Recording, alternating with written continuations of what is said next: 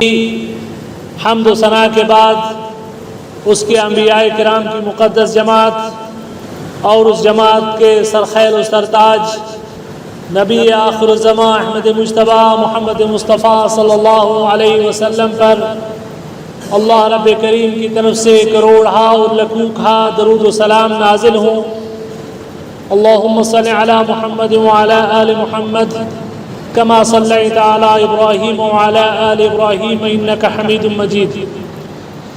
اللہم بارک علی محمد وعلی آل محمد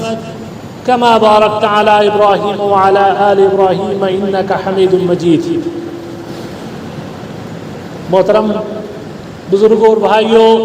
اور اسلامی بہنوں، اللہ تعالیٰ نے جن ایام کو دوسرے ایام پر، جن مہینوں کو دوسرے مہینوں پر، جن جگہوں کو دوسری جگہوں پر، جن شخصیتوں کو دوسری شخصیتوں پر، جن ساعتوں کو دوسری ساعتوں پر فضیلت دی ہوتی ہے، اپنی حکمت اور اپنی مصلحت اور اپنی مشیت کے تحت اسی حکمت اور اسی مشیت اور اس کی مصلحت کا تقاضا ہے کہ یہ ایام کے جن سے ہم گزر رہے ہیں، ذی الحجہ کے یہ 10 ایام کہ جن کی قرآن کریم میں اللہ رب کریم نے قسم کھائی والفجر ولیال عشر، اور جس کے بارے میں اہل علم کا اتفاق ہے کہ سال کے پورے ایام میں دنوں کی حد تک ذی الحجہ کے یہ 10 دن سب سے افضل، اور راتوں کے اعتبار سے رمضان المبارک کے آخری عشرے کی راتیں سب سے افضل۔ ان افضل ترین ایام سے ہم گزر رہے ہیں، اور اس کا روزہ اور اس میں کی جانے والی نیکیاں اور اس میں کی جانے والے سارے کے سارے اعمال اللہ تعالیٰ کے بارگاہ میں قبولیت اور اس کا تقرب اور اس کی رضامندی حاصل کرنے کا بہت بڑا ذریعہ ہے، اور ایک بڑی عبادت ان ایام کی۔ چلتے پھرتے، اٹھتے بیٹھتے، بازاروں میں چلتے، مزدوری کرتے ہوئے، کوئی اور کسی حیثیت میں زندگی کے جس رنگ سے ہم گزر رہے ہوں، اس وقت اللہ تعالیٰ کی تکبیر اور اس کی بڑائی کا اعلان لِتُكَبِّرُ اللَّهَ عَلَى مَا هَدَاكُمْ، اللہ اکبر اللہ اکبر، لا الہ الا اللہ واللہ اکبر، اللہ اکبر وللہ الحمد۔ تو یہ ساری کی ساری عبادتیں ان ایام میں، اور ان ایام کا اختتام 10 تاریخ کو یوم الاضحیٰ کہ جس میں دوگانہ نماز پڑھ کے ہم اللہ تعالیٰ کے ساتھ اپنی بندگی اور عبودیت کے عہد کی تجدید کرتے ہیں، اور ہدایت کے اس عظیم ترین انعام پر اللہ تعالیٰ کا شکر اور اس کی تکبیر بلند کرتے ہیں، اور اس کے ساتھ ہی ساتھ اس عبادت کے ساتھ ہی ساتھ قربانی کسی بھی ان جانوروں کی قربانی کے جن کا ذکر اللہ تعالیٰ نے قرآن کریم میں اس نسبت سے بیان کیا ہے، اور محمد رسول اللہ صلی اللہ علیہ وسلم نے جن کی قربانی کی سنیت بیان کی ہے، اس قربانی کے ذریعے ہم اللہ تعالیٰ کا تقرب حاصل کرتے ہیں، چونکہ قربانی کا لفظ مادہ جو ہے اس کا تقاضا یہ ہے کہ وہ تقرب حاصل کرنے کا ذریعہ ہوتا ہے، اللہ کی نزدیکی، اللہ کی رضامندی حاصل کرنے کا ذریعہ ہوتا ہے۔ آئیے آج اس بات پر غور کرتے ہیں کہ یہ سلسلہ جو ہے اس کو نسبت کہاں سے حاصل ہے۔ یہ نسبت ہے سید الانبیاء، یہ نسبت ہے امام الموحدین سیدنا ابراہیم خلیل علیہ السلام سے، کہ جن کا تذکرہ اللہ تعالیٰ نے قرآن کریم میں ان الفاظ میں فرمایا وَإِذِ ابْتَلَىٰ إِبْرَاهِيمَ رَبُّهُ بِكَلِمَاتٍ، کہ جب ابراہیم کو اللہ تعالیٰ نے کچھ کلمات کے ذریعے آزمایا، فَأَتَمَّهُنَّ،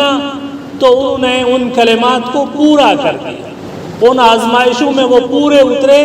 اور وہ کھرے اترے۔ قال انی جاعلک للناس اماما،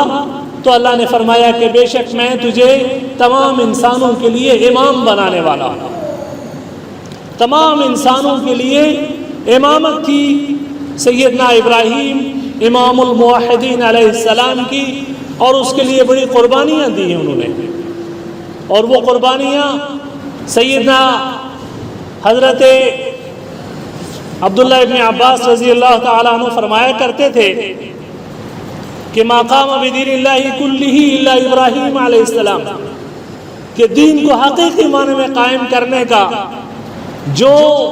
معیار سیدنا ابراہیم کا تھا ویسا کسی کا نہیں تھا۔ قدم جسمہ للنیران، انہوں نے اپنے جسم کو آگ کے حوالے کر دیا۔ ومالہ للضیفان، اور اپنے پورے مال کو مہمانوں کے سپرد کر دیا، مہمان نوازی کی مثال قائم کی۔ وقدم ولدہ للقربان، اور اپنے بیٹے کو قربانی کے لیے پیش کر دیا۔ وقال تعالی وابراہیم الذی وفا، تو اللہ تعالیٰ نے فرمایا کہ وہ ابراہیم کہ جس نے پورا پورا ادا کر دیا، جو جو امتحان تھا، جو جو تقاضا تھا، جو جو مطالبہ تھا اللہ تعالیٰ کی طرف سے، وہ انہوں نے پورا کا پورا اللہ کے حضور پیش کر دیا۔ اب تصور کیجئے کہ ایسے معاشرے میں سیدنا ابراہیم آنکھیں کھولتے ہیں، بابل کا وہ معاشرہ، عراق کا وہ معاشرہ کہ جو شرک کے اندر لت پت ہو چکا تھا، لوگوں کی رگ و پے کے اندر شرک سرایت کر چکا تھا، اور شرک ہی وہاں کا سرکاری مذہب، شرک ہی وہاں کا عوامی مذہب، شرک اس حد تک معاشرے میں پھیل چکا کہ جس گھر میں انہوں نے آنکھ کھولی اس گھر کا جو سربراہ تھا، ان کا جو والد تھا، وہ تو بت پرستوں کا امام سمجھ لیجئے، وہ تو خود بتگر تھا، بت تراش تھا۔ اس طرح کے ماحول میں ایک شخص اس فطرت کو، اللہ تعالیٰ کی اس تخلیق کو جاننے کی کوشش کرتا ہے اور اس خالق تک پہنچتا ہے، اس کی توحید تک رسائی حاصل کرتا ہے، اور اس توحید کا اقرار کرتے ہوئے اپنے آپ کو اس عقیدے کے لیے ہر طرح کی قربانی کے لیے تیار کرتا ہے۔ اپنے والد کی سب سے پہلے اپنے والد کی شفقت سے اس کو محرومی نصیب ہوتی ہے، پھر اس کے بعد گھر بار سے اس کو دور کیا جاتا ہے، پھر پورا معاشرہ اور بادشاہ اس کی دشمنی پر اتر آتا ہے، اور پورا کا پورا سماج ان کو مکمل طور سے جمع ہو کر ان کے خلاف اور ان کو آگ میں ڈالنے کا منصوبہ بنا دیا جاتا ہے۔ ہم میں سے ہر شخص کی انا بہت بڑی، ہماری ایگو بہت بڑی، ہماری پسند اور ناپسند بہت بڑی، ہماری رائے کے خلاف اگر کوئی بول لے، ہماری ذات کے حوالے سے کوئی مختلف لفظ ہو، لوگ جا کے عدالتوں میں ہتک عزت کے کروڑوں روپے کے دعوے کر دیتے ہیں، کوئی ایک لفظ اگر کسی کے خلاف کوئی زبان میں کوئی اخباری بیان کے ذریعے کسی اور کسی سماجی ویب سائٹ پر کسی کے حوالے کوئی ایک لفظ کہہ دیا جائے، سارے مخالف ہو جاتے ہیں۔ آپ تصور کیجئے ایک ایسے شخص کا کہ جس کے لیے اس کے گھر والا اور سب سے شفیق باپ اس کا دشمن، اس کا معاشرہ اس کا خاندان اس کا دشمن، اور ملک کا اور حکمران اس کا دشمن، اور دشمنی کی انتہا یہ کی گئی ہے کہ اسے آگ کے سپرد کیا جا رہا ہے۔ اس سے بڑی قربانی تاریخ عالم میں کوئی انسان پیش نہیں کر سکتا۔ لیکن قربانی کی ابھی یہ سلسلہ اور آگے بڑھتا ہے، ابھی سلسلہ اور آگے بڑھتا ہے۔ اس آگ میں ڈالے جانے کے بعد اللہ تعالیٰ اس آگ کو جو ہے وہ گلو گلزار بنا دیتا ہے، اور وہاں سے بچا کے اور ایک اللہ تعالیٰ کی طرف سے ایک نئی ترتیب بنتی ہے، ایک نیا منصوبہ بنتا ہے، اور اس کے تحت سیدنا ابراہیم علیہ السلام اپنے اہل و عیال کو لے کر ایک بے آب و گیاہ وادی، ایک ایسی بستی کہ جہاں کوئی پانی کا ایک قطرہ موجود نہیں ہے، اور پانی کے پیچھے آنے والا کوئی ایک جانور موجود نہیں ہے، کوئی آدم نہ آدم زاد، کوئی روئیدگی اور کوئی کسی طرح کا کوئی ایک زمین سے ایک پتا اور ایک تیلا اگنے والا نہیں ہے۔ اس بستی کے اندر اس تپتے ہوئے پہاڑوں کے درمیان لے جا کے اس وادی کے اندر ان کو حکم دیا جاتا ہے کہ اپنے بچے کو اور ان کو یہاں پر رکھ دیجئے، اور وہ وفا شعار قسم کی بیوی وہاں جا کر اس ماحول میں جب اپنے آپ کو پاتی ہے، وہ بھی صرف ایک سوال کرتی ہے کہ یہ کس کے حکم سے کیا جا رہا ہے، اور جواب مختصر ترین ملتا ہے کہ حکم اللہ کا ہے، اور پھر اس کے بعد کوئی سوال نہیں ہے، کوئی حجت نہیں ہے، کوئی شکوہ نہیں ہے۔ اور یہ تسلیم و رضا کے اعتبار سے یہ پورا خانوادہ گویا اللہ تعالیٰ کے سپرد کر چکا ہے اپنے آپ کو، اور قربانی کا یہ سلسلہ اس انداز میں ہوتا ہے۔ پھر اس قربانی کی اللہ تعالیٰ قدر کرتا ہے، پھر وہیں سے پانی نکلتا ہے، وہ پانی ابلتا ہے اور رہتی دنیا تک کی انسانیت کے قطروں میں کہ جو ہے حلق میں وہ پانی پہنچتا ہے۔ اسی قربانی کا تسلسل ہے کہ آج پوری دنیا کے عالم اسلام کے ہر گھر میں کسی نہ کسی صورت میں زندگی میں کبھی نہ کبھی اس کے لبوں تک وہ پانی پہنچا ہے، جسے زمزم کہتے ہیں، اور رہتی دنیا تک پہنچتا رہے گا، اور وہ اسی قربانی کے سلسلے میں اللہ تعالیٰ کی طرف سے عطا ہوتی تھی۔ اور زندہ معجزہ آج بھی اور قیامت تک انسانوں کے درمیان رہے گا وہ پانی جو موجود ہے۔ لیکن نہیں، ابھی امتحان اور باقی، ابھی اللہ تعالیٰ کی طرف سے امتحان اور باقی۔ بڑھاپے کے اندر، بڑی عمر کے اندر، اولاد کی جو ہے نعمت سے محرومی کے بعد، اولاد کی پیدائش سے مایوسی کے بعد اللہ تعالیٰ کی طرف سے اجابت آتی ہے، اور بڑھاپے کے اندر 80 سال کی عمر میں یا بعض روایات میں 100 سال کے قریب عمر میں اللہ تعالیٰ کی طرف سے بچے کی پیدائش کی نوید ملتی ہے، ایک بچہ پیدا ہوتا ہے، اور وہی کہ جس کے بارے میں دعا کی گئی تھی، اے اللہ میرے اس منصب کا، میرے اس نبوت کے اس پیغام کا، یہ جو میں نے قربانیاں دی ہیں آگ میں چھلانگ لگا کر، یہ جو قربانیاں دی ہیں میں نے وطن چھوڑ کر، یہ پتھروں کے درمیان، تپتے ہوئے پتھروں کے درمیان بس کر جو قربانی دی ہے، اے اللہ اس امانت کو اگلی رہتی دنیا تک کے انسانوں کے لیے پہنچانے کے لیے کوئی وارث پیدا کر مولا کریم۔ اور وہ وارث بھی پیدا ہوتا ہے، وہ بچہ پیدا ہوتا ہے، اور وہ بچہ ابھی کھیلنے کی عمر سے بھی آگے بڑھ چکا ہے، بلغ معہ السعی کی کیفیت میں ہو گیا ہے۔ اب اس بچے پر نظر پڑتی ہے، وہ چھوٹے موٹے کاموں میں ہاتھ بٹاتا ہے، باپ کی محبت اب امید میں بدل چکی ہے۔ ابھی تو باپ کھیلنے کھانے والے بچے کو صرف ایک محبت کی نظر سے دیکھتا ہے، لیکن جب وہی بیٹا کچھ کر گزرنے کی کیفیت میں ہوتا ہے تو وہی محبت امید میں بدل جاتی ہے، اور وہی محبت جب امید میں بدل چکی ہے، جب ولولے جو ہے اور جب امیدیں پروان چڑھی ہیں، تب معلوم یہ ہوا کہ خواب کے ذریعے اشارہ دیا جاتا ہے کہ صاحب اسے قربان کر دو ہمارے نام پر۔ اب آپ تصور کیجئے کہ انسانی تاریخ میں اس سے بڑا مطالبہ کسی سے ہو سکتا ہے، انسانی تاریخ میں اتنا بڑا امتحان کسی سے ہو سکتا ہے، لیکن مانگا گیا یہ امتحان، طلب کیا گیا یہ امتحان، کیا گیا یہ مطالبہ، لیکن ایک اشارے کے ذریعے کیا گیا، خواب کے ذریعے کیا گیا، اور صرف اس خواب کی تعبیر میں باپ اور بیٹے اس طریقے سے مگن ہو گئے ہیں کہ بیٹے کو بھی کوئی ادنا تعامل نہیں ہے۔ یا ابت افعل ما تؤمر ستجدنی انشاءاللہ من الصابرین، اے ابا جان کر گزریے جس چیز کا حکم دیتا ہے، وہ جس کا تجھے حکم دیا گیا، آپ کو جس چیز کا حکم دیا گیا ہے آپ مجھے صبر کرنے والوں میں سے پائیں گے۔ یہ کیفیت ہوتی ہے، اور پھر اس بیٹے کو بھی اللہ تعالیٰ کے لیے قربان کرنے کے لیے تیار ہو جاتے ہیں، اور صرف یہ کہ تیار ہی نہیں ہو جاتے ہیں بلکہ لے جاتے ہیں، اور اس کے لیے پوری تیاری ہوتی ہے، اس کے لیے پورے اہتمام ہوتے ہیں، اس کے لیے جگہ منتخب کی جاتی ہے، اس کے لیے لٹایا جاتا ہے، گردن پہ گھٹنا رکھا جاتا ہے، چھری کو تیز کیا جاتا ہے، پوری طاقت کے ساتھ چھری گردن پر پھیری جاتی ہے، اتمام حجت ہو جاتا ہے، ساری کوششیں کر دی جاتی ہیں، لیکن اللہ تعالیٰ کی طرف سے یہ قبول نہیں تھا اللہ تعالیٰ کو کہ اس بچے کو ختم کر دیا جائے۔ امتحان تھا جو پورا کیا جا چکا، اب اللہ تعالیٰ کی طرف سے وہ وَفَدَيْنَاهُ بِذِبْحٍ عَظِيمٍ، اور وہ مینڈا جنت کا وہ مینڈا کہ جو اللہ تعالیٰ کی طرف سے اس دن کے لیے جنتوں میں تیار کیا گیا تھا، جو جنتوں میں تیار کیا گیا تھا۔ بعض روایات میں آتا ہے کہ یہ تو وہ مینڈا تھا کہ جو آدم علیہ السلام کے دو بیٹوں حابیل اور قابیل کے درمیان جھگڑے کی بنیاد پڑا تھا، اور حابیل کا یہ وہ قربانی تھی جو اللہ نے قبول کر لی تھی، اور جسے جنتوں میں یوں پروان چڑھایا گیا تھا اس دن کے لیے کہ میرا پیارا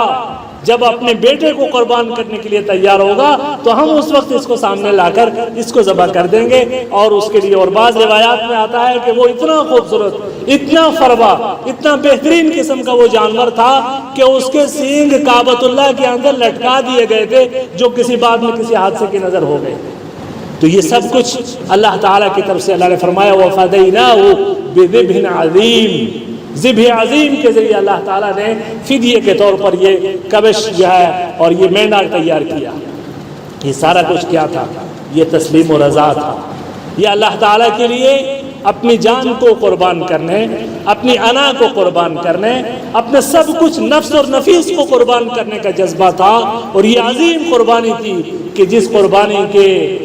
اعزاز میں اللہ تعالیٰ نے جناب ابراہیم علیہ السلام کے لیے رہتی دنیا تک کے انسانوں کی امامت لکھ دی تھی. کشتگار خنجر تسلیم را ہر زمان غیب جانے دیگر است. اور یہ کیفیت ہو گئی کہ رہتی دنیا کے انسانوں تک کے لیے ان کی اس سنت کو باقی رکھ دیا گیا. اور اس سنت کے یادگار میں ہم اور آپ انہی ایام کے اختتام پر 10 ذی الحجہ کو قربانی کریں گے، اللہ تعالیٰ کے سامنے پیش کریں گے اس قربانی کو اور اس کی یاد کو ہم منائیں گے. لیکن وہ بہت بڑی آزمائش تھی جو حضرت ابراہیم علیہ السلام جس سے گزرے. اللہ نے فرمایا ان ھذا لہو البلاء العظیم، ان ھذا لہو البلاء المبین. یہ بہت بڑی آزمائش تھی، چھوٹی آزمائش نہیں تھی. آزمانے والے نے بھی اس چیز کا اعتراف کیا کہ یہ چھوٹی آزمائش نہیں ہے.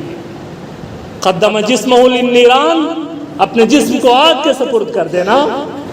ومالہ للضیفان، اور اپنا مال اجنبی کسی جو ہے ناواقف قسم کے اپنے مہمان کے لیے بھی پیش کر دینا، اور اس سے کسی طرح کی ادنا دل لگانے کا کوئی تصور جس کے ہاں نہیں. وقدم ولدہ للقربان، اور اپنے بیٹے کو اللہ تعالیٰ کے سپرد کر دینا، اس کی قربانی کر دینا. یہ وہ اتنی بڑی چیزیں تھیں کہ جس کے لیے اللہ تعالیٰ نے فرمایا ان ابراہیم کان امۃ قانتا للہ. ابراہیم اکیلا ایک امت تھا، اللہ تعالیٰ کا فرمان بردار. ولم یکن قانتا للہ حنیفا ولم یکن من المشرکین، اور وہ حنیف تھے، وہ یک طرفہ تھے اپنے رب کی طرف. ان کا پورا رخ جو ہے یک رخ تھے اللہ تعالیٰ کی طرف سے. ولم یکن من المشرکین، اور وہ مشرک نہیں. آج کتنی بڑی ضرورت ہے کہ امت کو یہ اسوہ بتایا جائے،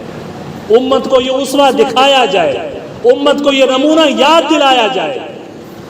کہ یہ حنیفیت ہے. حضرت محمد رسول اللہ صلی اللہ علیہ وسلم نے فرمایا تھا بعثت بالحنیفیت السمحۃ البیضاء،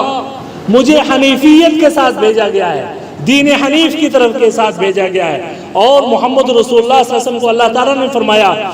ثم اوحینا الیک ان اتبع ملت ابراہیم حنیفا، اے نبی ہم نے آپ کو بھی یہ وحی کی آپ کی طرف کہ آپ بھی ملت ابراہیم کی اتباع کریں. گویا سید الولد آدم،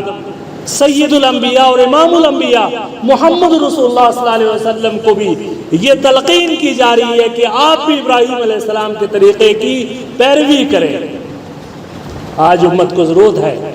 ان ناگفتہ حالات میں، ان پریشان کن حالات میں کہ امت کو پتہ چلے کہ حنیفیت کس چیز کا نام ہے، ابراہیمیت کس چیز کا نام ہے، توحید کس چیز کا نام ہے، اور توحید کے لیے اپنا سب کچھ قربان کرنے کا جذبہ کس چیز کا نام ہے. چونکہ امت اس سبق کو بھول چکی ہے. امت آج اس مقام پر پہنچ چکی ہے کہ جس مقام پر اہل بابل پہنچے تھے، کہ جس بستی کو چھوڑ کر حضرت ابراہیم علیہ السلام نے کعبۃ اللہ کی اس بستی کا رخ کیا تھا. آج امت اس مقام پر پہنچ چکی ہے. وہ کہتے ہیں دیگ کا ایک چاول جو ہے وہ چکھنے کے لیے کافی ہوتا ہے. ایک چھوٹی سی مثال ہے، میں تذکرہ نہیں کرنا چاہتا تھا. ایک اندوہناک انجام ہوا ایک شخص کا جو کسی دوسرے ملک سے، چوری زدہ ملک سے ہندوستان کے اندر شرنارتھی بن کر آیا، پناہ گزین بن کر آیا، اور یہاں کے مشرکانہ ماحول کو دیکھ کر اس کے دماغ نے کچھ تانے بانے گھرے، اور اس نے اپنی شکل و صورت اور اپنی وجاہت کو کیش کرانے کا پروگرام بنایا. اس نے برادران وطن کے ہاں جو اصطلاحیں انہیں، اس نے کبھی اپنے آپ کو اوتار کہا، اس نے اپنے آپ کو خدا کا نمائندہ کہا، اس نے اپنے نام کا ورد کروایا، اس نے اللہ کے اسماء حسنہ کے ساتھ اپنے ناموں کا ورد شامل کیا۔ اس نے صرف 4 سال کی عمر، 4 سال کے اس عرصے میں، جبکہ وہ صرف جو ہے 28 26 27 سال کا ایک نوجوان تھا، لیکن اس کے دماغ نے وہ سارے تانے بانے بنے اور ہمارے مشرکانہ مزاج کو یوں کیش کیا کہ 4 سال کے اندر اس نے کروڑوں کی پراپرٹی بنا لی، ہمارا ایمان لے گیا، ہمارا کردار لے گیا، ہمارا عقیدہ لے گیا، ہمیں اسلام اور شرک کو اس نے آمیزش کر کے اس نے ہندوستان کے اندر ایک ایسا ماحول بنایا، پھر اپنے ہی مرید اور اپنے ڈرائیور کے ہاتھوں بہیمانہ انداز میں وہ قتل کیا گیا، لیکن وہ تو اپنے انجام کو پہنچ گیا ابھی جو واقعہ ناسک میں ہوا، لیکن ہمارے لیے ایک بہت بڑا سوالیہ نشان چھوڑ گیا کہ ہم کس مقام پر کھڑے ہیں توحید کے سلسلے میں، کہ ہم کسی بہروپیے کو بھی اللہ کا اوتار تک، اللہ کا نمائندہ تک، اللہ تعالیٰ کے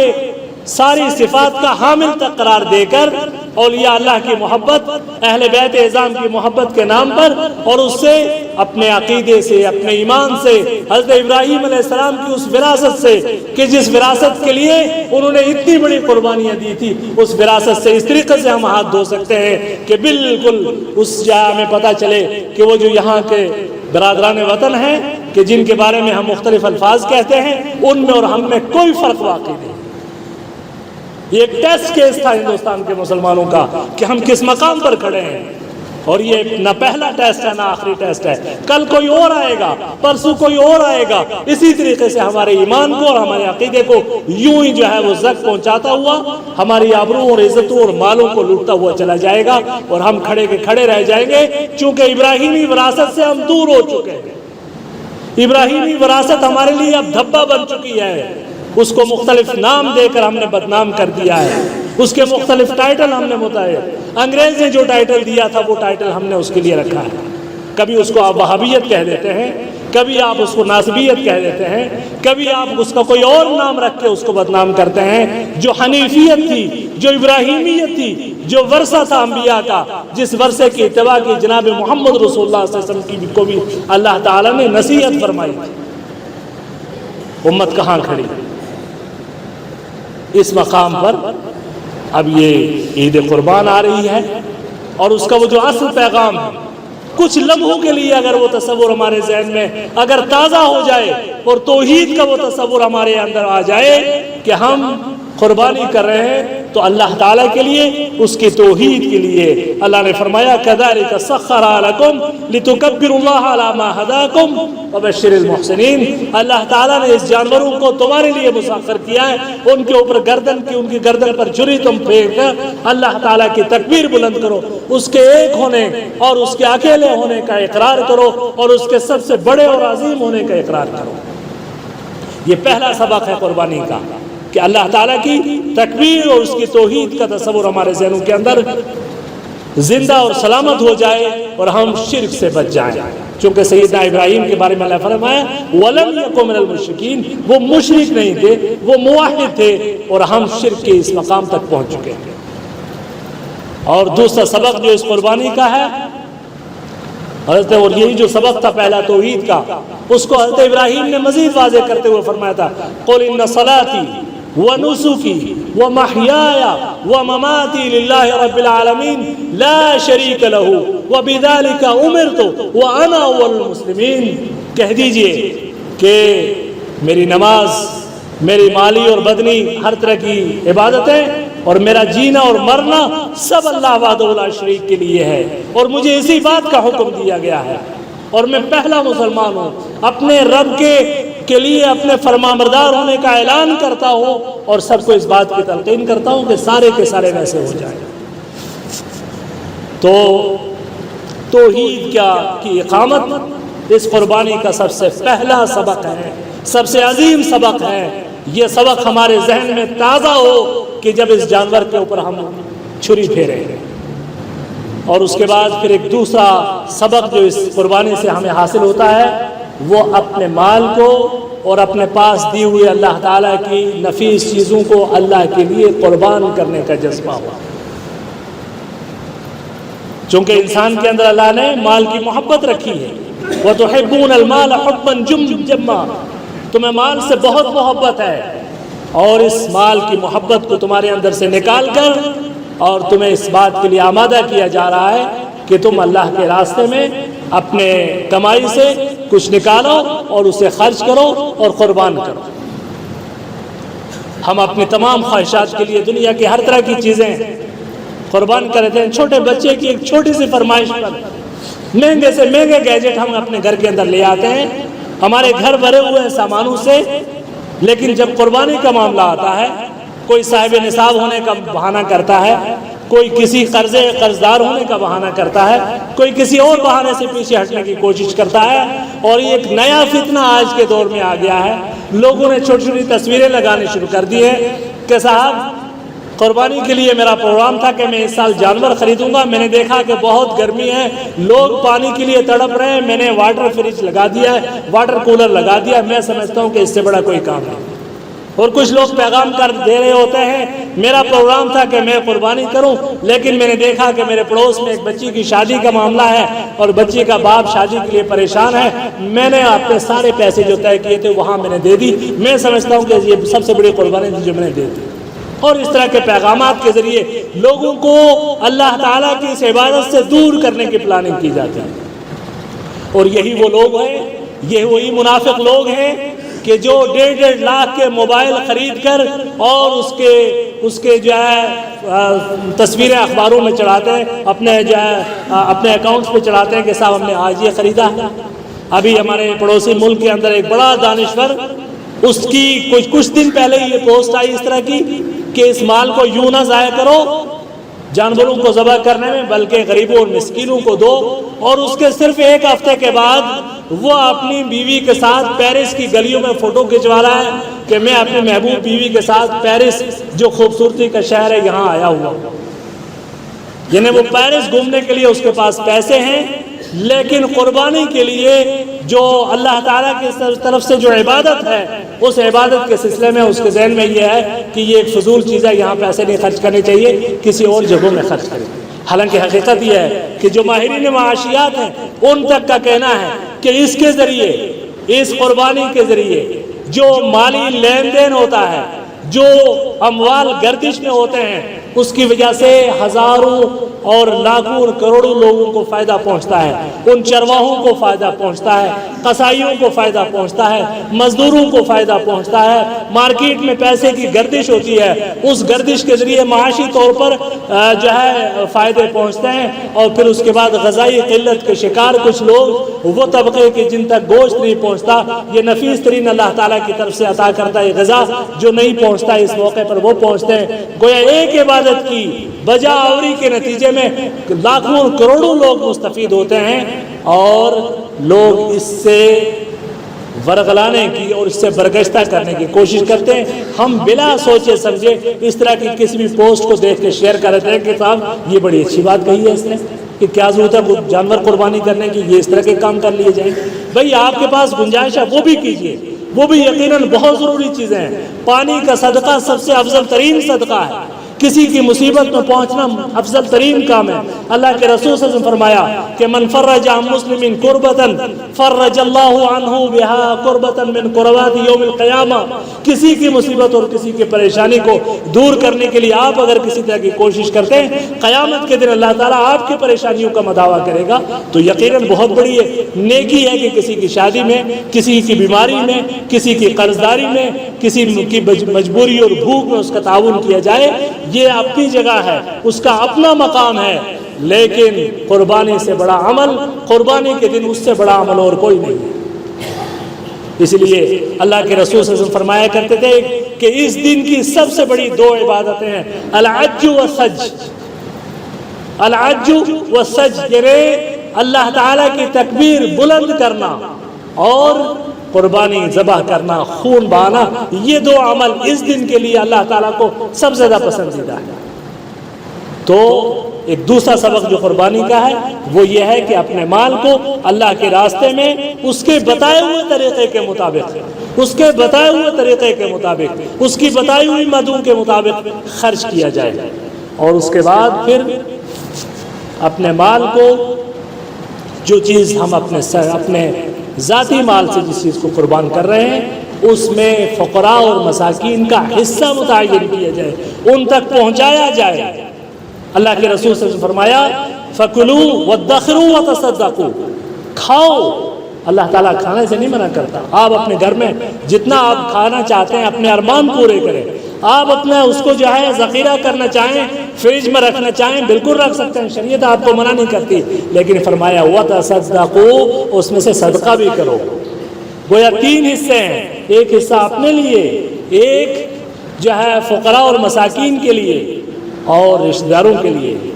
بلکہ ایک آیت میں اللہ تعالیٰ نے تو 2 ہی حصے متعین فرمائے ہیں،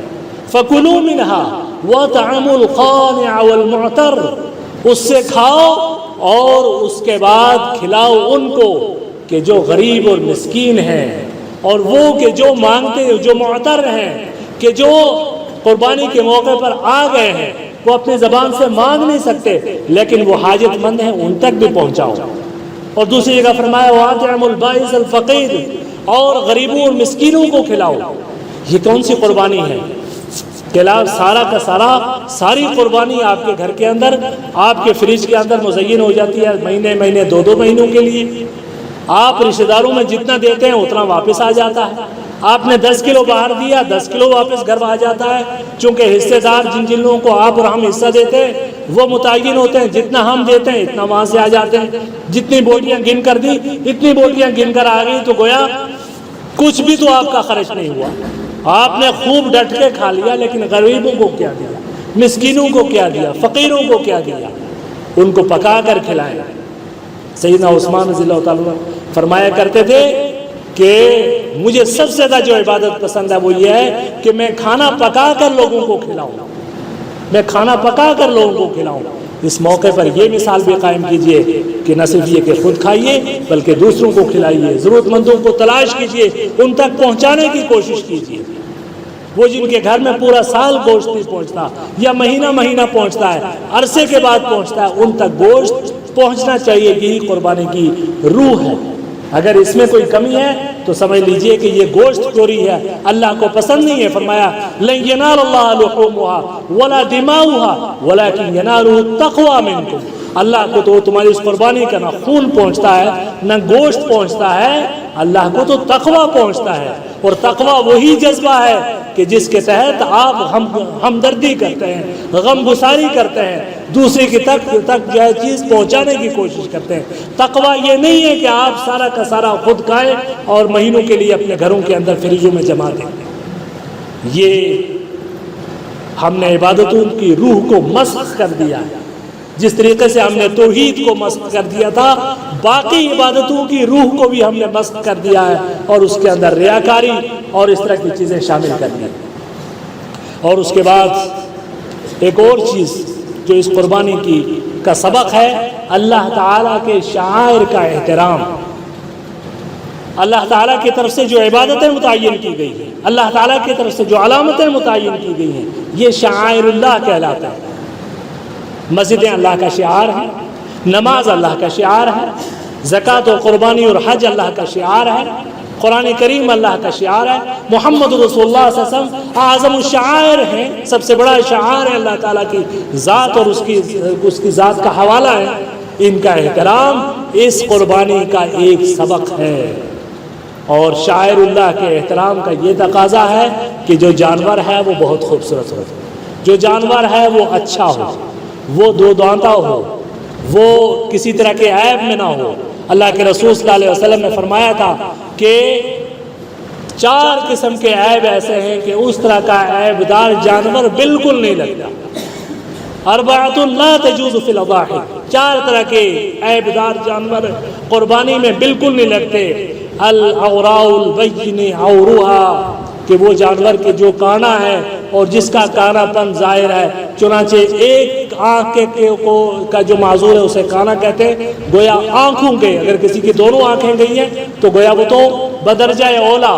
آنکھ کا کسی طرح کا بھی اگر عیب ہے وہ جانور قابل قبول نہیں ہے۔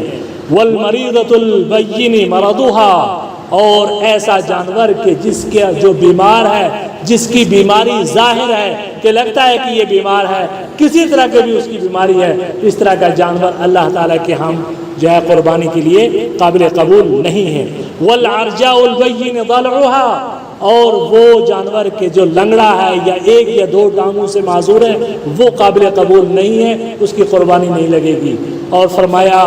والکثیرۃ التی لا تنقی یا العجفاء التی لا تنقی، اور وہ جانور کے جو اس حد تک لاغر ہو چکا ہے کہ اس کی ہڈیوں کا گودا ہی ختم ہو گیا ہے، اس طرح کا جانور بھی قابل قبول نہیں ہے۔ جانور اچھا ہو، فربا ہو اور قابل قبول ہو، اس کو اللہ تعالیٰ کے راستے میں قربان کیجئے، لیکن یہ نہیں کہ پورے بازاروں کے اندر اس کی نمائش کرتے پھریں اور لوگوں کو جمع کر کر کے دکھائیں۔ وہ تو ایک ایسی چیز ہے کہ جو ریاکاری ہے، جو اللہ تعالیٰ کو قبول نہیں ہے۔ اللہ تعالیٰ کی ذات بہت بے نیاز ہے۔ اللہ نے فرمایا من عمل عملا